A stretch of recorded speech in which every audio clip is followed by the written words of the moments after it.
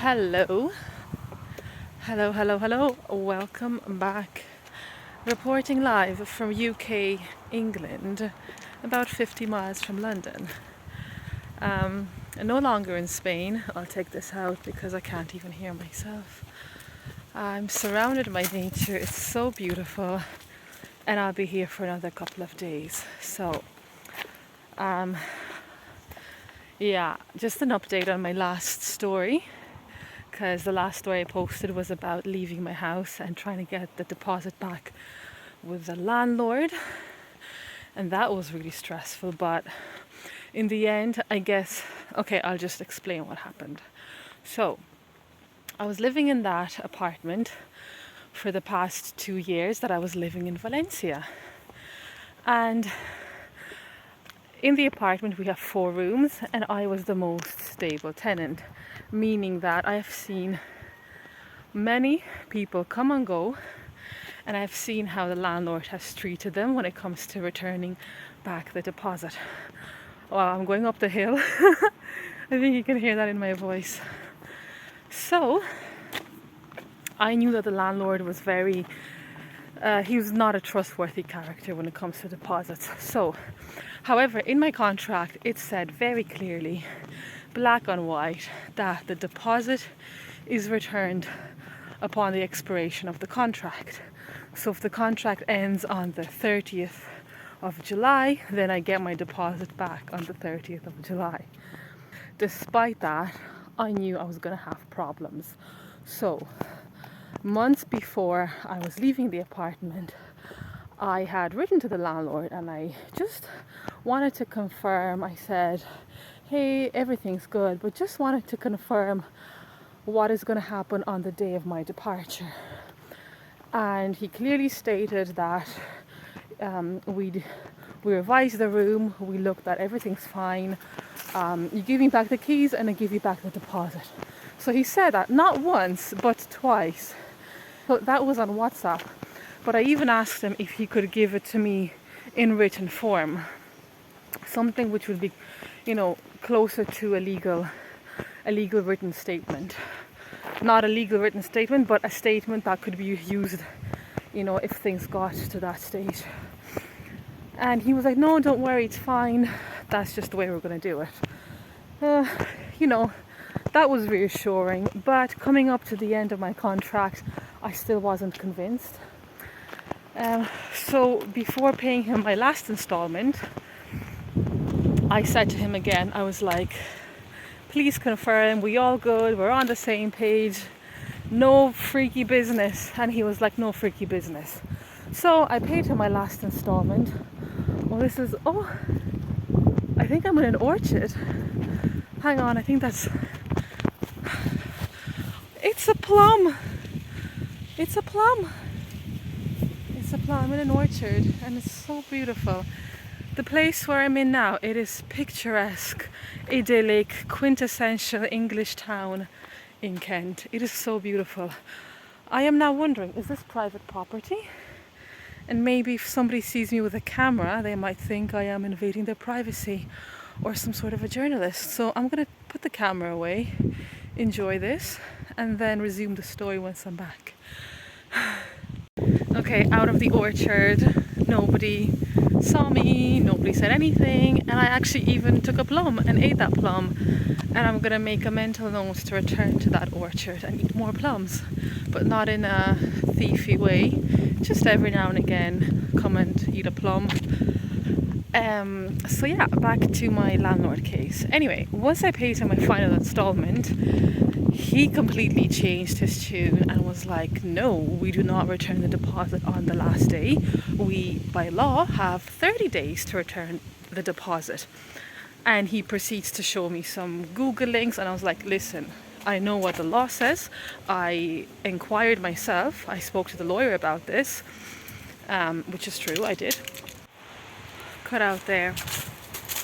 Yes, the law is important, but when there's a contract and this contract doesn't contradict the law, in fact what it does is it simplifies and breaks down the law into more coherent language, The law is huge. There's lots of reading material and lots of things to interpret. So that is why we have contracts.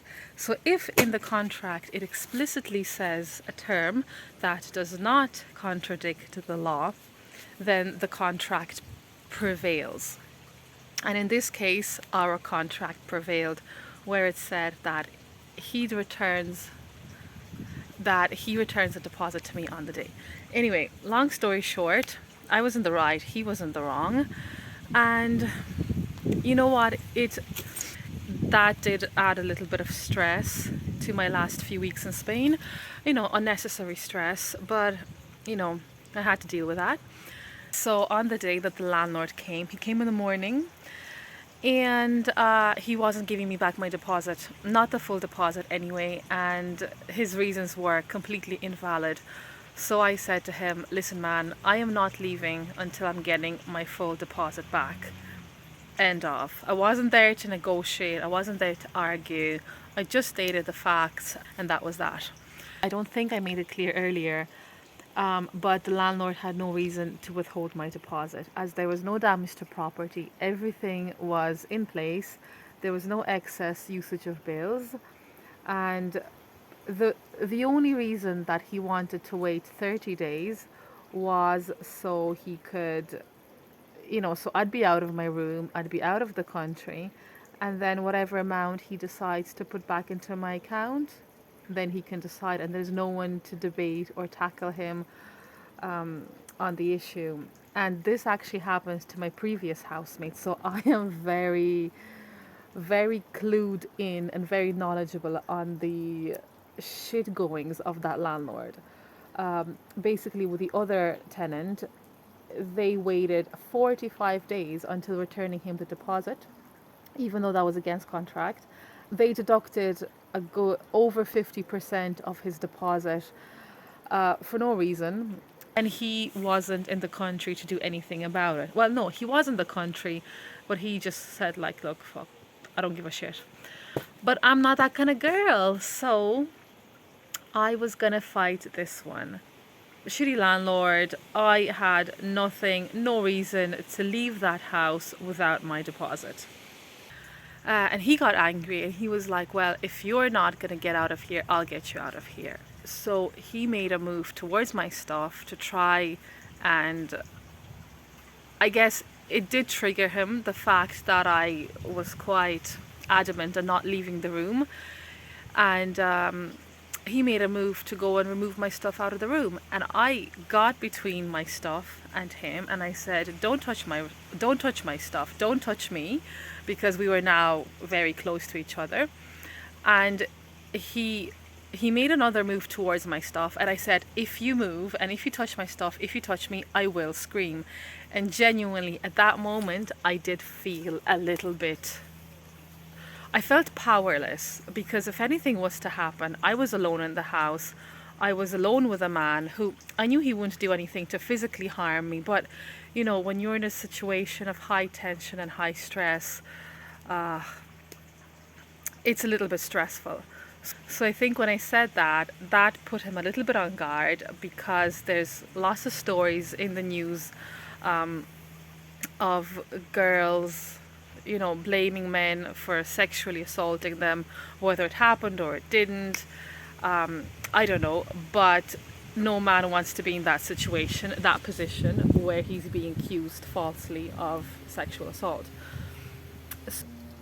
And I told him, look man, if you don't touch me, if you don't touch my stuff, you have nothing to worry about. If you touch my stuff, if you touch me, I will scream and I will call the police. Long story short, the wife came. The man isn't great, but the wife is a dirty piece of character. She was the snake. She's always been the snake for the past 2 years. She's a dirty one. So the wife came, and by that stage I started feeling really uncomfortable. Really, I needed some backup support. So I called my best friend, Carlos. Called him to just come there and be there just in case anything happened. And he came there, and thank God for Carlos, because he was really able to diffuse the whole situation. He's just really good at that. my intention was to stay in the house until I'd gotten back my deposit. I told him, if you give it back to me today, I leave. If it takes you 2 days, I'll stay 2 days. If it's 2 weeks, it's 2 weeks. If it's a month, I'll stay here a month. That scared him because what that would make me is an ocupa. An ocupa is a very serious issue in Spain where people stay in the house long after they've stopped paying rent. And the scary thing is the law is on the ocupa side, and the landlord can't do anything to get ocupas out of the house. So that is an issue for landlords. My flight was leaving in 2 days, so I wouldn't have stayed more than 2 days, but I didn't tell him about my flight. I kind of wanted to scare him. I would have stayed for the rest of the 2 days, but that would have caused a lot of stress, a lot, like the landlords were shouting, they were threatening to call the police. I think the police might have come.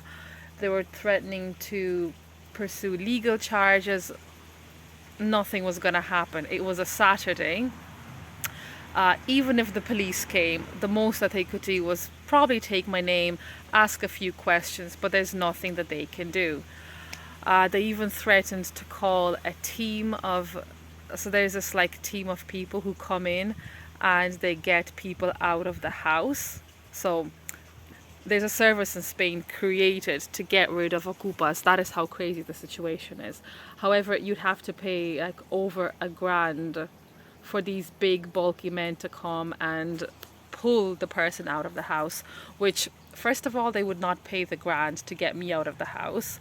Second of all, it just wasn't worth the money, and they knew really that I wasn't any threat.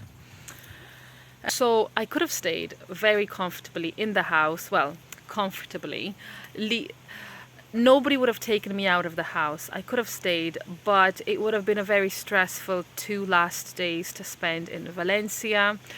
Not how you want to be saying goodbye to your house, to your room, to the city that you love. And Carlos said to me, look, Elena, let's just go. The most important thing now is not to be right, is not who's right and who's wrong. Right now, the most important thing is your peace, your happiness. Let's have a good farewell, a happy send-off. Spend the 2 days like you wanted to at the beach, playing volleyball, having ice creams, say goodbye to people. If you stay here, that's not going to happen, because he was right.